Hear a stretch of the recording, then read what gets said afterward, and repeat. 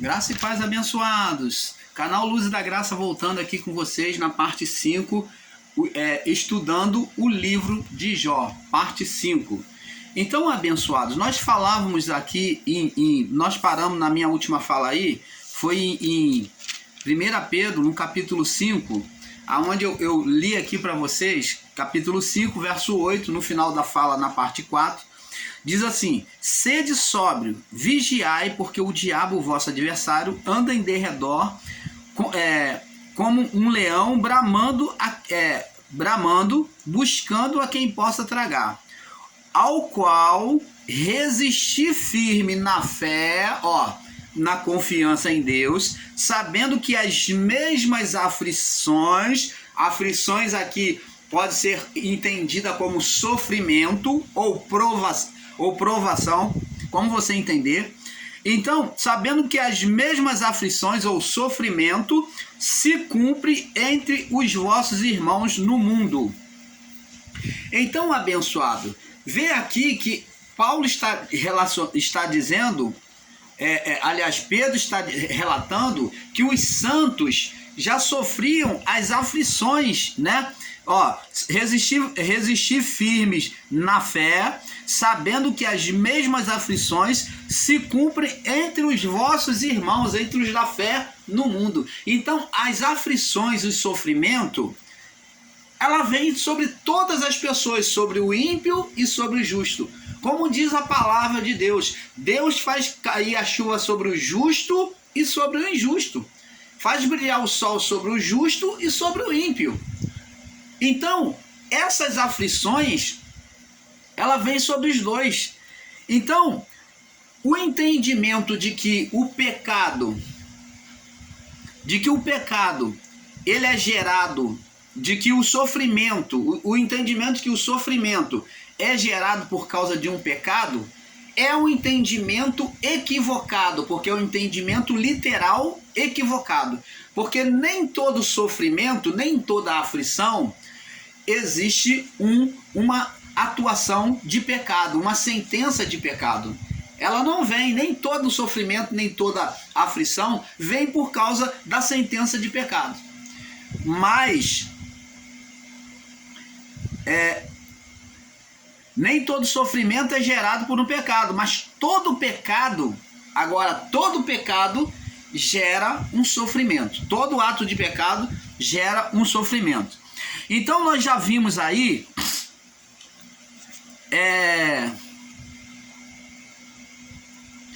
vamos ver agora no livro de Tiago, Tiago, próximo aí o livro de Pedro, né, anterior aí, Tiago capítulo 4, no verso 7. Tiago 4, 7, diz aqui, olha que interessante, vamos entender. Então, abençoados, em todo sofrimento humano, Deus se faz presente. Quando Jesus ele foi batizado, ele foi levado pelo Espírito ao deserto. Deus estava presente com ele, acompanhando ele naquele sofrimento. Deus esteve ali no deserto, naquele sofrimento, naquela tentação. Então, diante de toda tentação ou sofrimento ou aflição, que são as mesmas coisas, tentação, sofrimento, aflição, você pode colocar como um só. Então, em tudo isso, tentação, sofrimento ou aflição, Deus está sempre presente na vida de todo homem, independente de quem seja, independente de quem passe, Deus está ali. Aí Tiago vem dizer assim, olha o que Tiago diz, Tiago sendo bispo: sujeitai, pois, a Deus, se sujeita, obedeça a Deus, resistir ao diabo, ao ser espiritual, que desperta os desejos na carne, desperta a fraqueza de você ceder àquela tentação, de você renunciar à sua fé diante da aflição que você está passando. Então, resistir ao diabo e ele fugirá de vós. Opa, isso é verdade? Vamos segurar Tiago aqui, 4, 7, e vamos conferir agora com Lucas capítulo 4. Interessante, né? E está escrito aqui, ó. Lucas capítulo 4, verso 13. E diz assim: e acabado o diabo, um ser espiritual, não a carne do homem, que a carne do homem não acaba, só acaba na morte. Aqui Jesus estava vivo, então não podia ser a carne. Então está aqui, ó. Então, acabado o diabo, toda a tentação ou toda a atuação, né? Toda a aflição que ele estava fazendo na carne de Jesus, ausentou-se dele por algum tempo. Então esse diabo aqui não é carne do homem, não é lei de Moisés, mas é um ser. Vê que ele terminou a aflição, a tentação sobre Jesus, viu que não venceu e ele se afastou dele por algum tempo, Então significa dizer que nem todo o mal que o homem vive, ele é influenciado por uma força espiritual. Existem males que o homem vive que é colheita do seu próprio erro, das suas próprias ações carnais. Então Paulo diz, ó, de Deus não se brinca, com Deus não se brinca, de Deus não se zomba, porque naquilo que o homem semear, isso também ele ceifará. Muitas das vezes colhemos frutos das nossas próprias ações malignas. Nem toda atuação é diabo, é influenciada por um ser, por um demônio. Nem toda atuação na vida do homem é. Na maioria das vezes o homem tem sido maligno voluntariamente, porque qual é a ação do diabo? É apenas incitar, é soprar o desejo, é instigar os desejos no homem. A partir disso, quem produz, quem manifesta os desejos é o próprio homem. Mas ele só faz assim, ó, só dá aquele sopro como se estivesse acendendo fogo. Então ele faz isso, ele incita, ele acende os desejos, ele provoca a carne do homem a tomar atitude. Então ele provoca os maus pensamentos. Então quando o ser humano ele se deixa ser levado, influenciado por esse impulso maligno, então agora o diabo não precisa fazer mais nada, porque agora ali ele já acendeu o fogo. Então diz aqui, ó, sujeitai-vos, pois, a Deus, resisti ao diabo, ele fugirá de vós. E aqui no livro de Lucas diz assim: e acabado o diabo, Lucas 4,13, toda a tentação, ausentou-se dele por algum tempo. E aí, o diabo fugiu de Jesus ou não fugiu? Fugiu por algum tempo. Depois vem usar Pedro, vem usar outros discípulos, depois vem usar o próprio Império Romano. Então ele não usou a todo tempo, ele usou o povo para tentar apedrejar Jesus, pegou em pedra querendo apedrejar Jesus. Aquele momento, o diabo influenciou a mente das pessoas para apedrejar Jesus. O diabo que influenciou as pessoas a negarem Jesus e a pedir Barrabás para ser solto. O diabo por meio dos líderes religiosos. Então ele influenciou o coração das pessoas a dizerem tudo numa voz só: Barrabás, queremos Barrabás que seja solto. Então, isso é influência.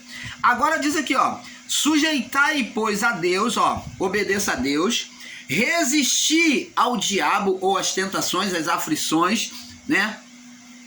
E ele fugirá de vós. Ele não dura toda a vida. Ele não vai ficar ali atuando na vida do homem para sempre. Chegai-vos, pois, a Deus, olha o que diz Tiago, chegai-vos, pois, a Deus, se aproxime de Deus, e ele se chegará a vós. Você busca se aproximar de Deus em oração, e você vai ter ele perto de você, ele vai ter junto de você. Limpai as mãos, pecadores, e vós de duplo ânimo, purificai os vosso coração. Você está vendo aqui, abençoado? Então, essas aflições, ela vem tanto sobre o justo como os injustos. Mas nós vamos ver aqui, também agora em... nós vimos em Pedro 5,9, né? Vimos aqui em Pedro. Vamos ver Pedro 5,9. Agora, Pedro falando, Pedro 5,9, nós já lemos. Agora vamos ver em Mateus 26, 41. Mateus 26, 41. De pouco a pouco, nós vamos avançando no entendimento. 26, 41. Diz assim.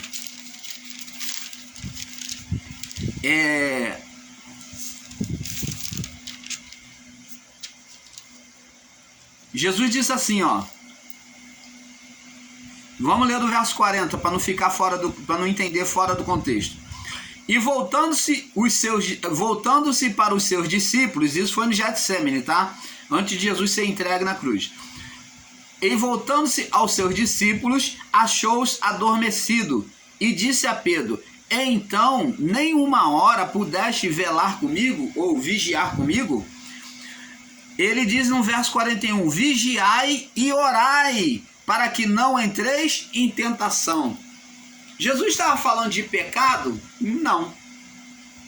Essa tentação aqui, ela está sendo dito como aflição. Como aflição. Então, como tribulação. Então, Jesus está falando, vigiai e orai para que não entreis em aflição ou tribulação. Na verdade, olha o que Jesus diz. Na verdade, o Espírito, a natureza divina em vocês, o Espírito, a essência divina em vocês, ele está sempre pronto. Mas a carne, aqui ele está falando, a alma para o desejo da carne, ela é fraca. Então ele diz que o fraco aqui é quem? A alma. A alma tende à carne. Então ele está dizendo, a carne que é o desejo da carne, quem é que deseja pela carne? A alma. Então ele diz, mas a carne é fraca. Então a alma que tinha que ser fortalecida na oração. Porque o Espírito está pronto. Aí vem os irmãos aí que diz que quando morre, o Espírito está pronto, volta para Deus. É claro que o Espírito está pronto. Mas esse Espírito que Deus espera voltar para ele, não é o Espírito como essência, que Jesus diz aqui, o Espírito está pronto. Não é esse Espírito do nefaste de Deus, não, a essência da vida não. Mas Jesus está falando que ele espera que a alma do homem esteja pronta. Você está vendo que ele separou aqui? Ele diz, vigiai e orai para que não entreis em tentação, porque o Espírito está pronto. Espírito e alma, apesar de estarem juntos, mas são diferentes. Então ele demonstra aqui, o Espírito, que é a parte divina em nós, que é a vida, está pronto. A vida de Deus, a vida inicial, que despertou a vida em nós, né? A essência divina. O Espírito, a essência, está pronta. Sempre teve, sempre esteve. Mas, ele diz, mas a carne ou a alma é fraca. Quem é que tinha que ser fortalecida? A carne. A carne. Jesus aqui está convidando os discípulos a participar de uma academia, de malhar o corpo. Não, ele não está falando do corpo físico, mas ele está se referindo à alma. A alma. E aqueles que ensinam que nós não temos alma, então tá aí. Quem é que precisava ser revestido de poder? A alma. Por que Jesus orava de madrugada e ele aconselhou os discípulos a orar? Para fortalecer a alma por meio do Espírito, junto ao Espírito. Você está entendendo, amado? Então o fortalecimento que interessa para Deus em nós é a nossa alma, é ela que Deus espera tratar, para que ela suba perfeita. Mas existe irmãos aí que está ensinando que a alma se desfaz, que ela é igual Gasparzinho, ela se desfaz como fumaça e o Espírito volta para Deus e lá você vai estar com ele. Ora, ei, por favor, responda. Como é que o irmão Paulo, você, ensinador em graça, as irmãs, todo aqueles que se voltam para Deus, como é que aqueles que vão subir e adentrar os céus, como é que eles vão ter comunicação com Deus? Como é que eles vão poder contemplar a glória de Deus e estar junto com Deus, se não por meio da alma? Oh, abençoado! Esse Espírito não é nosso, esse Espírito é divino. Isso é algo em nós emprestado, que foi apenas a ignição da vida em nós. Esse Espírito que está pronto aqui, que Jesus disse, é a ignição da vida em nós. É como um carro que você dá partida, depois o carro anda por si. Então o Espírito aqui é a ignição da vida humana. Na vida, na natureza, as plantas também têm esse Espírito que trouxe a ignição na vida das plantas. Os animais têm na vida. E o que é, irmão Paulo? Então, nós somos alma. E é essa alma é que Deus visa tratar, que o Filho veio para poder corrigir todos os erros passados do homem. E como é que a alma não vai estar diante da presença do Criador? Como é que a alma não vai ter um corpo, meu amado? Como é que a alma vai chegar diante do Criador se ela não tem corpo? A alma precisa se expressar. Ela precisa de um corpo para se expressar. Quando esse corpo aqui se desfizer, Deus fará em nós um novo tabernáculo, disse Paulo. Ele nos fará por meio um novo corpo. Por meio deste corpo, ele trará um novo corpo, que é a transformação dos corpos. Jesus não teve o seu corpo transformado? Teve. E da mesma forma será conosco. Você está entendendo, abençoado? Ah, mas o irmão Paulo tem que sair um pouquinho do estudo para poder explicar o beabá para algumas pessoas que não entendem. Vamos lá, vamos prosseguir aqui para não perder muito tempo. Vamos agora no livro de Salmo 119. Olha que maravilha. Salmo 119. A prova veio sobre todos. Sobre todos. Esse negócio de que o justo, eles no passado tinham entendimento de que o justo não sofria aflição, não podia sofrer aflição. E Jó também tinha esse entendimento. Os amigos de Jó criticaram ele por causa desse entendimento errado, de que o mal não afetava o justo, de que a aflição não chegava até o justo. E isto é errado. Vamos lá. Salmos 119, no verso 71. Vamos no verso 71 primeiro. Tem muita maravilha para falar assim. Diz aqui, ó. Olha o que diz aqui, ó. O salmista. Vamos ver aqui o salmista. Ele diz aqui, ó. Diz aqui, ó. Esse salmo aqui é do Tete. Diz assim, ó. Foi-me bom ter sido afligido, para que aprendesse os teus estatutos. Melhor é para mim a lei da tua boca do que milhares de ouro e de prata. Oh, que maravilha!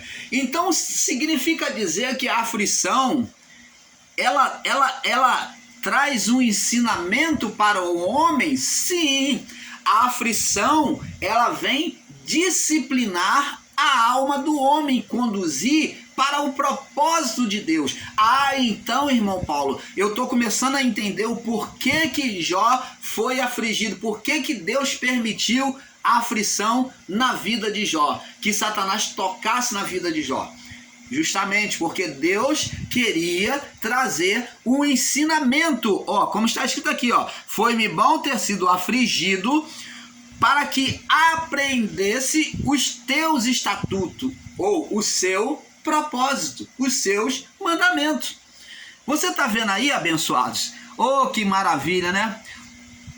Então, por isso que Deus permitiu que o ser espiritual Satanás tocasse em Jó, porque Deus tirou o proveito naquele mal que queria acusar, condenar Jó. Então Deus tirou proveito e trouxe o quê? Junto com essa aflição, o ensinamento, o quê? Um crescimento espiritual para Jó. E vamos ver mais, muita maravilha. Por isso que Jó pôde dizer, Jó permaneceu na fé e disse, eu sei que o meu Redentor vive. Agora, no livro de Salmos ainda, 119, vamos para o verso 92 e 93. Vamos para o verso 92 agora e 93, ainda no Salmo 119. 92 e 93, diz assim, se a tua lei não fora toda a minha recreação, há muito tempo pereceria na minha aflição. Olha que palavra forte, interligada ao 71. Olha só, totalmente interligada. Olha só, 71 diz assim: foi-me bom ter sido afligido para que aprendesse os teus estatutos. Ó, a aflição, né, a tentação foi bom para trazer um aprendizado. Agora, aqui diz assim, ó, o Lamed diz assim, ó, no verso 91. Se a tua lei não me fora dar, se a tua lei não fora toda a minha recreação, toda a meu aprendizado, minha alegria, né? Há muito que eu pereceria na minha aflição. Eu nunca me esquecerei dos teus preceitos, pois por eles me tens vivificado. Oh, que maravilha! Então até a aflição serve de disciplina, de aprendizado, de ensino para a alma do homem sendo conduzida pelo Criador. Então aí vamos entendendo porque Jó estava sendo afligido. Deus não estava ali maltratando Jó, mas ele permitiu que o adversário tocasse nele para conduzir Jó para mais perto dele, revelar a Jó aquilo que ele não entendia. Então, abençoado, é uma maravilha tremenda, né? Vamos também no Salmo, no livro de 1 Tessalonicenses, 1 Tessalonicenses. Olha que maravilha, olha só a palavra que vem aqui, ó. 1 Tessalônia, no capítulo 1, no verso 6. Diz assim, ó. E vós, olha, Paulo escreveu, ó, os Tessalonicenses. E vós foste feitos imitadores do Senhor, ó. Falando da Tessalônia. E vós foste feitos nossos imitadores e do Senhor, recebendo a palavra em muita tribulação, ou aflição, ou sofrimento, com gozo do Espírito Santo. Vê aí que maravilha. Então é isso que temos que entender, abençoado. Agora 1 Pedro capítulo 4, 1 Pedro 4, no verso 13 ao 16, diz assim, 13 ao 16, alegrai-vos no fato de serdes participantes, olha o que Pedro diz, tem alegria no fato de ser participante das aflições ou do sofrimento de Cristo, para que também na revelação da sua glória vos regozije e vos alegreis. Se pelo nome de Cristo sois vituperados, sois afligidos, bem-aventurados sois, porque sobre vós repousa o Espírito da glória de Deus. Quanto a eles, é ele sim blasfemado, mas quanto a vós é glorificado. Você está vendo aí, abençoado? Que nenhum de vós padeça como homicida, ou como ladrão, malfeitor, ou como que se intromete em negócios da lei. Mas que padeça, que sofra, que seja afligido como cristão e não se envergonhe, antes glorifique a Deus nesta parte. Você está vendo que a aflição faz parte da vida dos santos, tanto dos ímpios como dos santos, todos nós, porque é uma condução de Deus, é uma permissividade que muitas das vezes Deus permite o mal tocar em nós para que sejamos conduzidos por Deus. É aí que o Espírito Santo vai conduzindo a nossa vida para onde Ele quer. Agora, com o entendimento ainda, então, o entendimento do povo daquela época era que todo sofrimento era causado por algum pecado, principalmente sofrimento que não cessava, né? Lá em Êxodo 20, no verso 5, que Deus fala, eu visito a maldade dos pais nos filhos, da terceira até a quarta geração. Então eles consideravam que o estado da pessoa que não mudava era porque estava em estado de pecado. Por isso que os amigos de Jó condenaram a Jó, acusando. Nós vamos ver isso mais para frente. João, capítulo 9. Vamos lá no livro de João, capítulo 9. Vamos ver aqui no livro de João, capítulo 9, do verso 1 ao 14. Nós já lemos, vamos ler de novo. Diz assim: E passado Jesus, viu um homem cego de nascença, e os seus discípulos lhe perguntaram: Rabi, que quer dizer mestre, quem pecou, esse ou seus pais, para que nascesse cego? Você está vendo? Ó, a condenação que eles entendiam que deste homem cego, que era por causa da sua descendência, por causa dos seus pais. Por isso que eles perguntaram. E Jesus, aqui no verso 3, diz assim: Jesus respondeu: nem ele pecou. Eles entendiam a condenação mosaica da lei, de Êxodo 20, no verso 5. Nem ele pecou, nem seus pais, mas foi assim para que se manifestasse nele as obras de Deus. Então você está vendo aqui, abençoados, que eles entendiam, tinham um entendimento literalizado da palavra, pela palavra da lei, que toda situação de condenação, de aflição ou de tentação era por condenação divina, e não era. Entendeu? Não era. Eles já literalizavam, como muitos hoje aí literalizam. Agora vamos entender, diante disso, por que Jó, no capítulo 1, no verso 29, diz assim, ó: Deus me deu, Deus tomou, bendito seja o nome do Senhor. E ele também, no capítulo 2, 10, ele diz assim: receberemos o bem de Deus e não o mal. Então, ele tinha um entendimento literalizado, como o povo daquela época, que toda condenação era por causa de alguma condenação de pecado. Um entendimento equivocado. O silêncio de Deus traz o homem à autocondenação. Então, quando Deus ele não responde, eles entendiam que Deus estava condenando. Vamos lá no livro de Salmo de novo, agora no Salmo 22, do verso 1 ao 11. Vamos lá. Salmo 22, verso 1 ao 11. Diz assim: Deus meu, ó, a oração que Jesus fez na cruz. Por que me desamparaste? Por que te alongas do meu auxílio e das palavras do meu bramido? Deus meu, eu clamo de dia e tu não me ouves, de noite e não tenho sossego. Porém tu és santo e tu que habitas entre os louvores de Israel. Em ti confiaram nossos pais, confiaram e tu os livraste, e clamaram e escaparam, e em ti confiaram e não foram confundidos. Mas eu sou verme e não homem, ó pobre dos homens e desprezado do povo. Todos os que me veem zombam de mim e estendem os seus lábios e maneiam a sua cabeça, dizendo: confiou no Senhor, que o livre-o, pois nele tem prazer. Mas tu és o que me tiraste do ventre, fizeste-me confiar, estando nos seios da minha mãe. Sobre ti fui lançado desde a madre, tu és o meu Deus desde o ventre da minha mãe.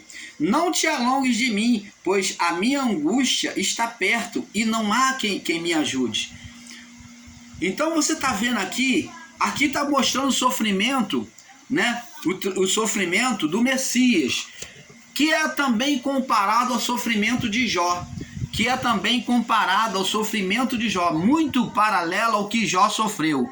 Então, abençoados, é isso que nós temos que ter um entendimento perfeito. Então, os amigos de Jó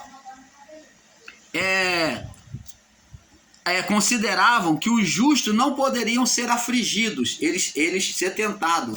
Vamos lá no livro de Lamentações, né? Vamos lá no livro de Lamentações. Os amigos de Jó consideravam que os justos não poderiam ser afligidos, né? Eles consideravam isso.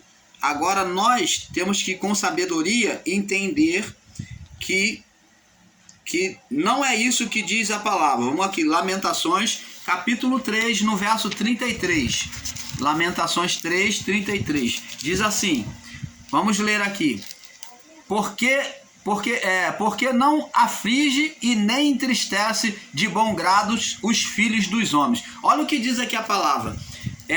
Deus não aflige, ó, pois o Senhor, verso Lamentações 3, 31 ao 33, diz assim: pois o Senhor não rejeitará para sempre, pois ainda que entristeça alguém, usará de compaixão, segundo a grandeza das suas misericórdias. Tá vendo que em Deus não há mal, ó, abençoado. Esse ensino de que Deus é que malignamente levou o filho para ser tentado, não. Ele levou para o confronto. Jesus se ofereceu. Jesus falou: ninguém tira a minha vida, eu mesmo a dou. Então, diz aqui, verso 33, porque não aflige e nem entristece de bom grado os filhos dos homens. Então Deus não tem prazer em entristecer ninguém. Esse ensino de que foi Deus que trouxe que a tentação sobre Jó é mentira. Deus não trouxe essa tentação sobre Jó. Então veio essa tentação, essa aflição, por atuação de um ser espiritual. Então, vamos agora entender aqui, que no livro de Salmos, vamos lá no livro de Salmos, nós vamos saltar aí para o próximo vídeo, né? Vamos para o livro de Salmos, vamos agora passar para o próximo vídeo, vamos falar na próxima série. Paz seja dada a todos.